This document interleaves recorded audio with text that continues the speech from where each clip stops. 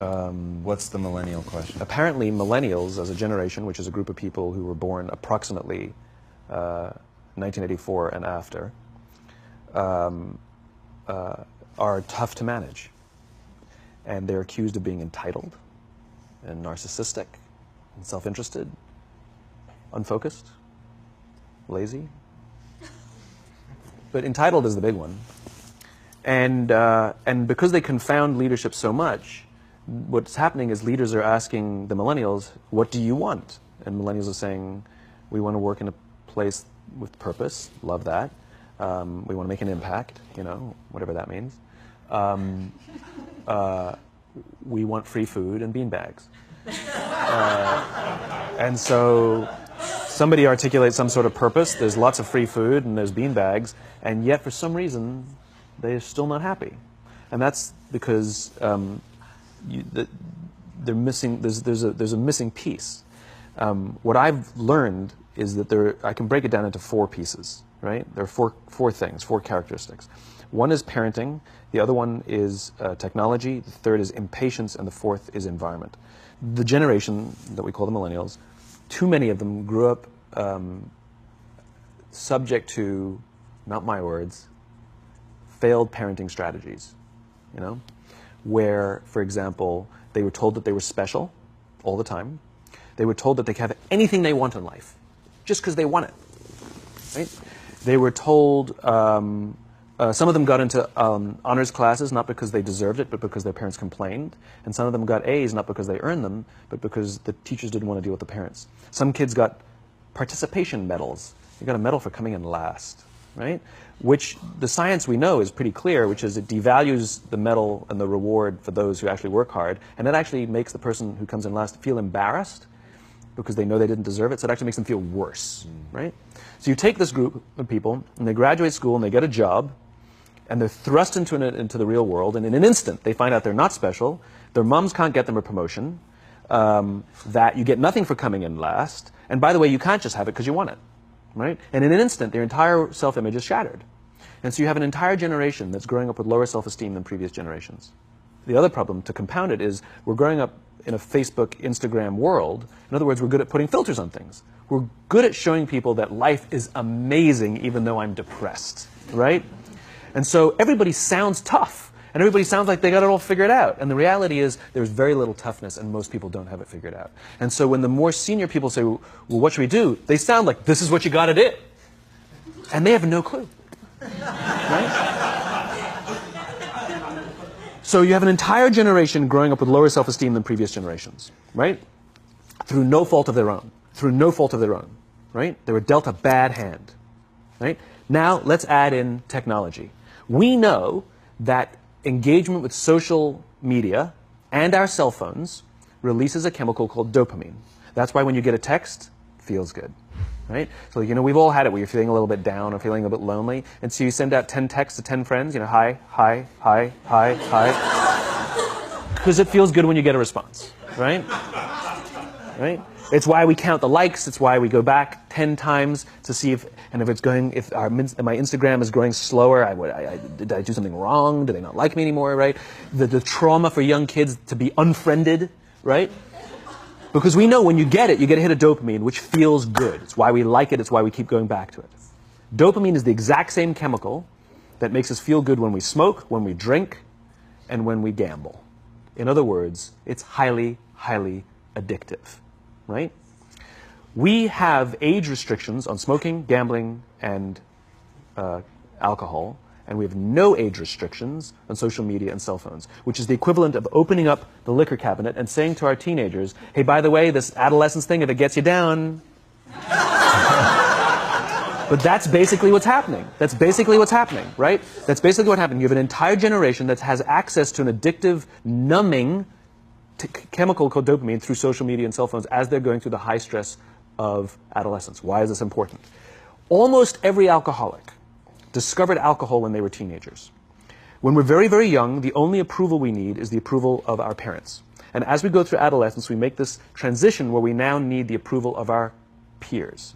Very frustrating for our parents, very important for us. It allows us to acculturate outside of our immediate families into the broader tribe, right? It's a highly, highly stressful and anxious period of our lives, and we're supposed to learn to rely on our friends.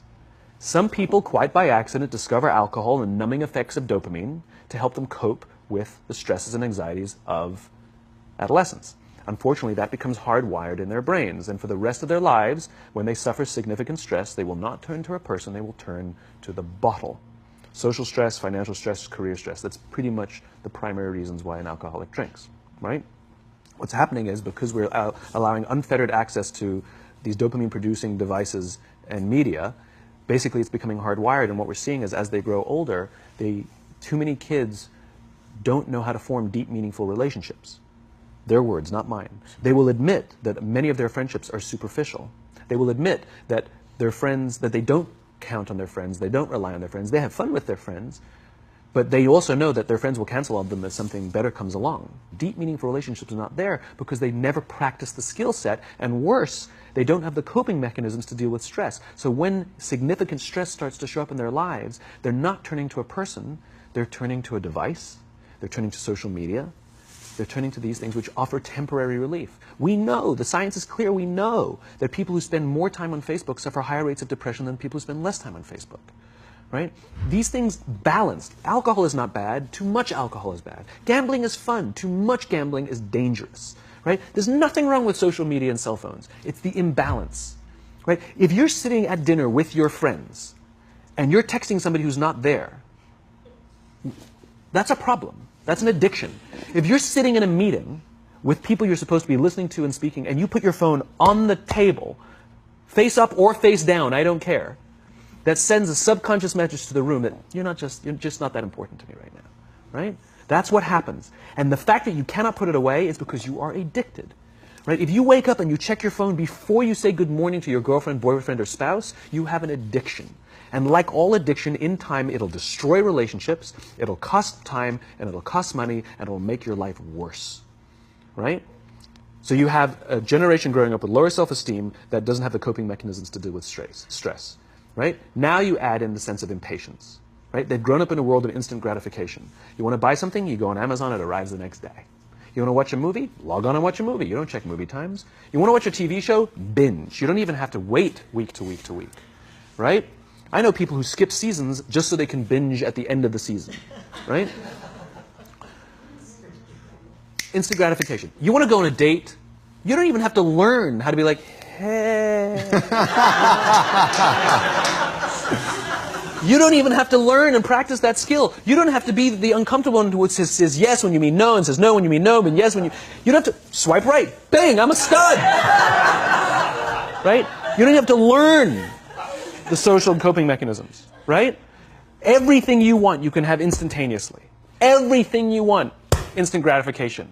Except job satisfaction and strength of relationships, there ain't no app for that. They are slow, meandering, uncomfortable, messy processes. And so I keep meeting these wonderful, fantastic, idealistic, hardworking, smart kids. They've just graduated school. They're in their entry-level job. And I sit down with them and I go, how's it going? They go, I think I'm going to quit. I'm like, why? They're like, I'm not making an impact. I'm like, you've been here 8 months. You know? It's as if they're standing at the foot of a mountain. And they have this abstract concept called impact that they want to have in the world, which is the summit. What they don't see is the mountain. I don't care if you go up the mountain quickly or slowly, but there's still a mountain. And so what this young generation needs to learn is patience. That some things that really, really matter, like love, or job fulfillment, joy, love of life, self-confidence, a skill set, any of these things, all of these things take time. Sometimes you can expedite pieces of it, but the overall journey is arduous and long and difficult. And if you don't ask for help and learn that skill set, you will fall off the mountain. Or you will, the worst case scenario, and we're already seeing it, the worst case scenario is we're seeing an increase in suicide rates. We're seeing an increase in this generation. We're seeing an increase in accidental deaths due to drug overdoses. We're seeing more and more kids drop out of school or take leaves of absence due to depression. Unheard of. These are all, this is really bad. The best case scenario, those are all bad cases, right? The best case scenario is you'll have an entire population growing up and going through life and just never really finding joy. They'll never really find deep fulfillment in work or in life. They'll just waft through life and it'll be just, it's fine. How's your job? It's fine. It's the same as yesterday. How's your relationship? It's fine. Like that's the best case scenario. Which leads me to the fourth point, which is environment. Which is we're taking this amazing group of young, fantastic kids who are just dealt a bad hand. It's no fault of their own. And we put them in corporate environments that care more about the numbers than they do about the kids. They care more about the short-term gains than the long-term life of this young human being. We care more about the year than the lifetime, right? And so we are putting them in corporate environments that aren't helping them build their confidence, that aren't helping them learn the skills of cooperation, that aren't helping them overcome the challenges of a digital world and finding more balance, that isn't helping them overcome the need to have instant gratification and teach them the joys and impact and the fulfillment you get from working hard on something for a long time that cannot be done in a month or even in a year. And so we're thrusting to them in corporate environments, and the worst part about it is they think it's them. They blame themselves. They think it's them who can't deal. And so it makes it all worse. It's not. I'm here to tell them it's not them. It's the corporations. It's the corporate environments. It's the total lack of good leadership in our world today that is making them feel the way they do.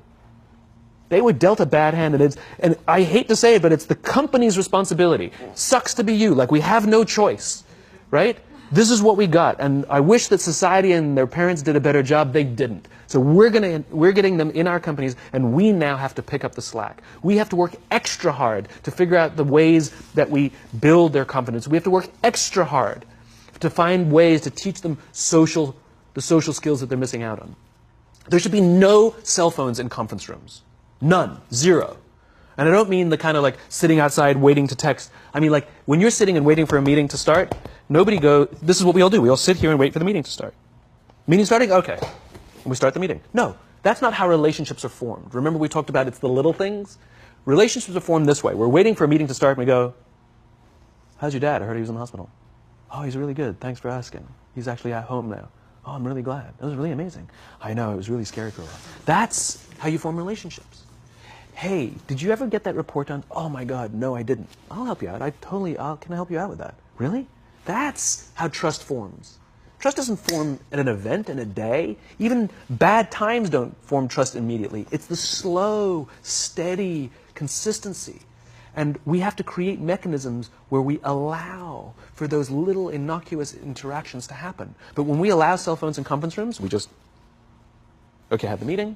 And then my favorite is like when there's a cell phone there and you go like this, you go. It rings and you go. I'm not going to answer that. Like, Mr. Magnanimous, you know? When you're out for dinner with your friends, like, I do this with my friends. When we're going out for dinner and we're leaving together, we'll leave our cell phones at home. Who are we calling? Maybe one of us will bring the phone in case we need to call an Uber or take a picture of our meal. Goes without saying, come on. I'm an idealist, but I'm not insane. You know? Not a heathen. I mean, it looked really good. We'll take one phone. And so it's like an alcoholic. The reason you take the alcohol out of the house is because we cannot trust our willpower. We're just not strong enough. But when you remove the temptation, it actually makes it a lot easier. And so when you just say, don't check your phone, people literally will go like this. And somebody will go to the bathroom, and what's the first thing we do? Because I wouldn't want to look around the restaurant for a minute and a half, you know? But if you don't have the phone, you just kind of enjoy the world. And that's where ideas happen.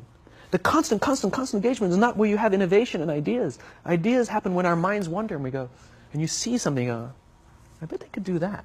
That's called innovation, right? But we're taking away all those little moments, right? You should not, and none of us should charge our phones by our beds. We should be charging our phones in the living rooms, right? Remove the temptation. You wake up in the middle of the night because you can't sleep, you won't check your phone, which makes it worse. But if it's in the living room, it's relaxed, it's fine. But it's my alarm clock. buy an alarm clock. They cost $8, right? I'll buy you an alarm clock.